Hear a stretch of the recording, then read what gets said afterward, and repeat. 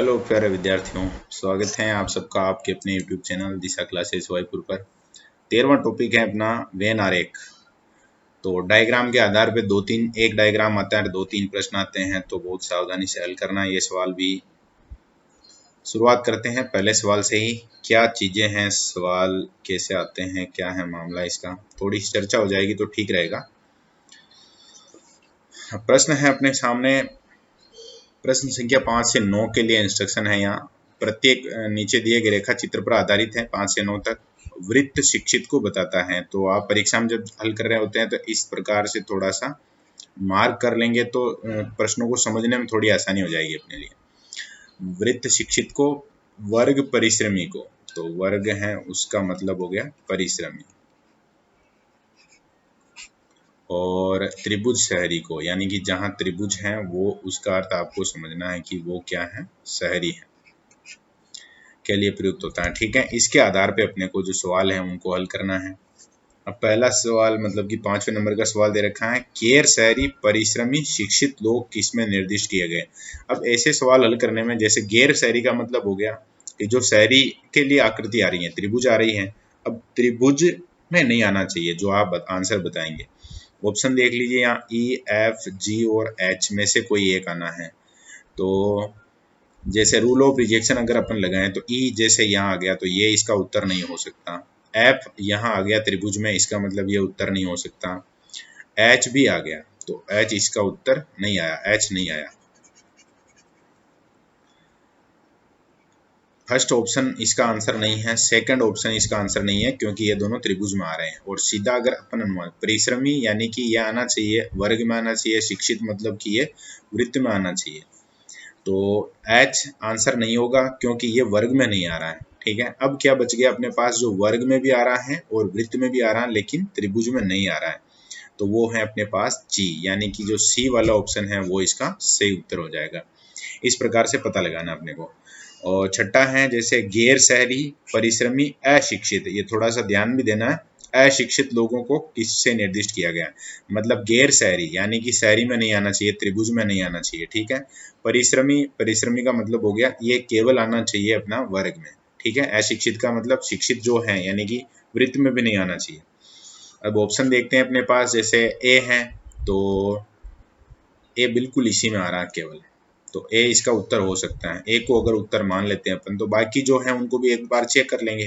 जैसे बी दे रखा है तो बी यहाँ दे रखा है तो ये शहरी में आ रहा है, जबकि हमें गैर शहरी चाहिए, है ना। इसी प्रकार से आगे और सी दे रखा है तो सी को चेक करेंगे तो सी यहाँ आ रहा है जिसमें शहरी क्षेत्र यानी कि त्रिभुज भी आ रहा है उसमें, और डी वाला है जिसमें जी आ रहा है तो जी में शिक्षित है वो, हमें चाहिए अशिक्षित, यानी कि फर्स्ट वाला ऑप्शन अपना सही उत्तर हो जाएगा। ओके, सातवां है शहरी होना चाहिए, शिक्षित होना चाहिए, लेकिन परिश्रम करने वाला नहीं चाहिए। तो इसमें मतलब कि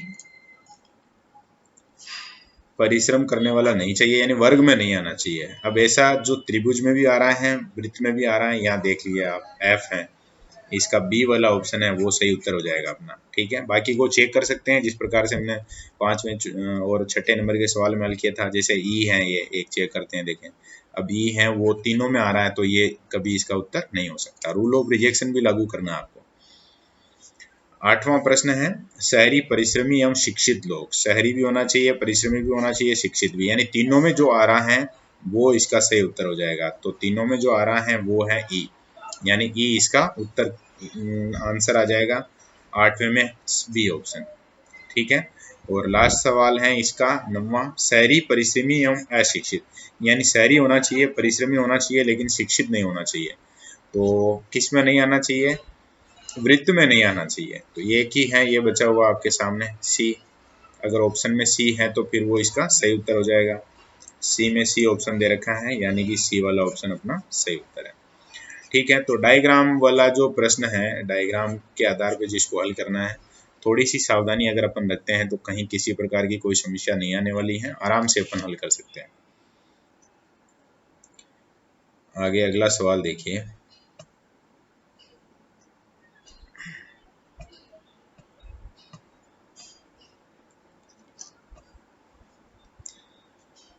ध्यानपूर्वक देखना है और क्या क्या सूचनाएं दे रखी हैं उसको एक बार व्यवस्थित कर लेते हैं अपन। वृत्त बताता है बेरोजगार व्यक्तियों को, तो ये लिखेंगे अपन यहाँ पर बेरोजगार, ठीक है। फिर वर्ग बताता है आलसियों को, आलसी हैं तो बेरोजगार तो होना ही, इधर आ गया आलसी। और फिर दे रखा है त्रिभुज शहरी व्यक्तियों को, वही सेम वापस से रिपीट है, यहाँ आ जाएगा शहरी। आयत बताता है मूर्ख को। ओके, इस चित्र को देखना है, अध्ययन करना है और हल करना है। आगे जो प्रश्न है अपने वो हल करने। तो शुरुआत करते हैं अपन। सबसे पहले 12वां जो प्रश्न दे रखा है उसको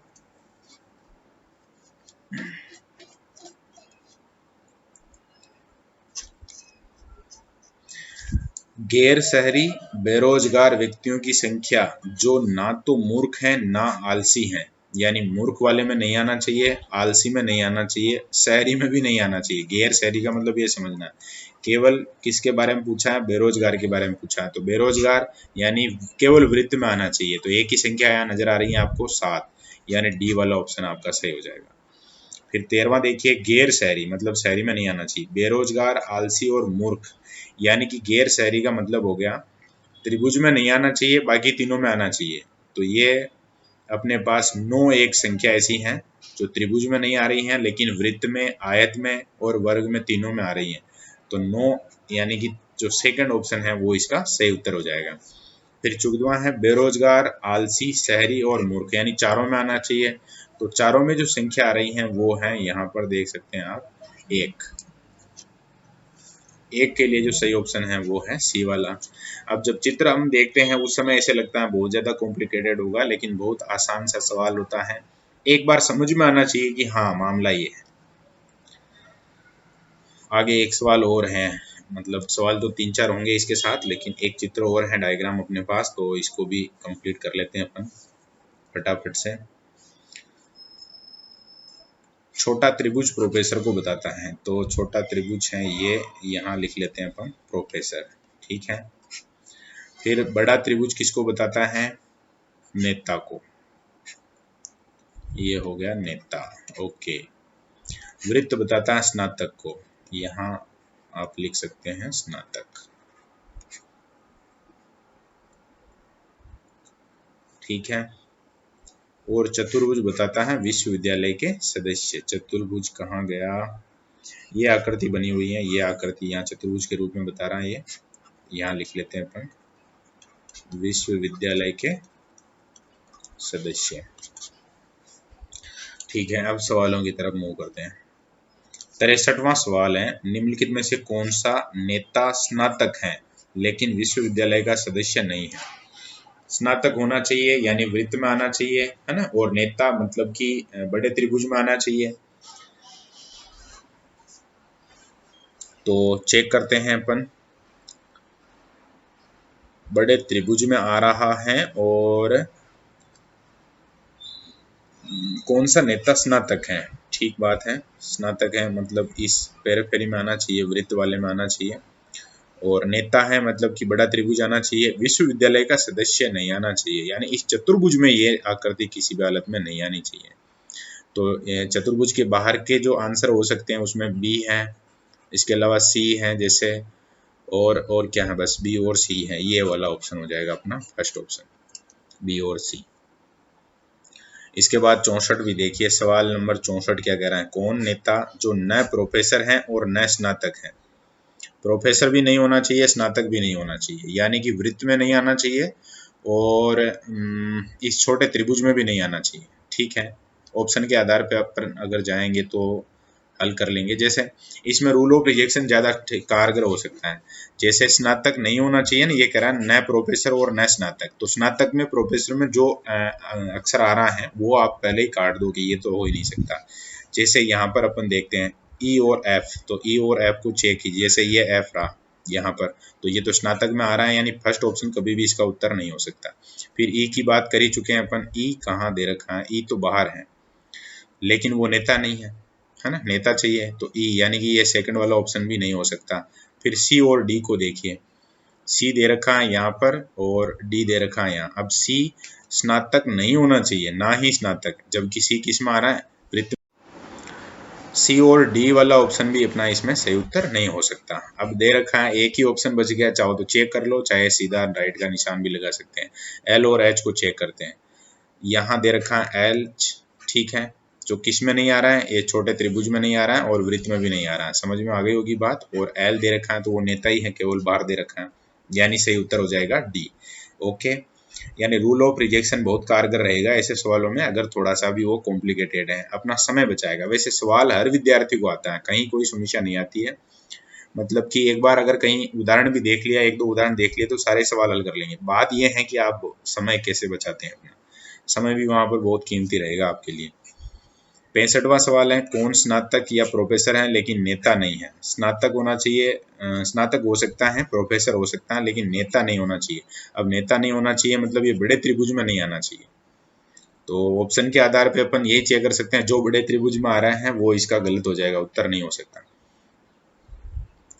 अब देखते हैं यहाँ पर अपने पास, जैसे फर्स्ट ऑप्शन में बी और जी लिखा हुआ है, तो बी इसमें आ रहा है देखो, तो फर्स्ट ऑप्शन अभी कभी उत्तर नहीं हो सकता इसका। फिर आगे दूसरे में जी और एच है, तो जी और एच, अब ये जी आ रहा है यहाँ, यानी कि ये इसका उत्तर नहीं हो सकता। ए और ई चेक कीजिए, ए कहाँ है, मैंने थोड़े निशान वगैरह बना दिए, इससे थोड़ा सा मामला गड़बड़ हो गया, इसको सही कर लेते हैं अपन।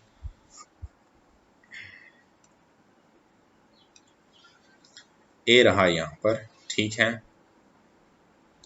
ओके, ये हो सकता है उत्तर। और ई चेक करना है, अब ई उससे बाहर है क्या, बिल्कुल बाहर है, तो ये अपना सी वाला ऑप्शन इसका सही हो जाएगा। फिर भी चेक कर लेते हैं, ई और एफ में चेक कर लेते हैं, तो एफ बड़े त्रिभुज में आ गया है, यानी ये उत्तर नहीं हो सकता, तो सी वाला उत्तर आपका हो गया। और इस प्रकार से ये अपना जो टॉपिक है वो कंप्लीट है। अब आपके लिए जो एक प्रश्न है प्रैक्टिस करनी है जिसकी आपको, और मैं बता देता हूँ, ये सवाल है आपके सामने जो आपको हल करना है, और इसका जो हल किया आपने, कौन से पेज में डायग्राम बनाया, उसके बाद किस प्रकार से हल किया, उसका फोटो मुझे भेजना है।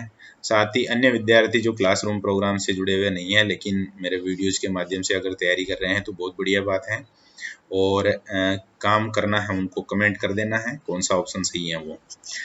ठीक है, ओके, धन्यवाद।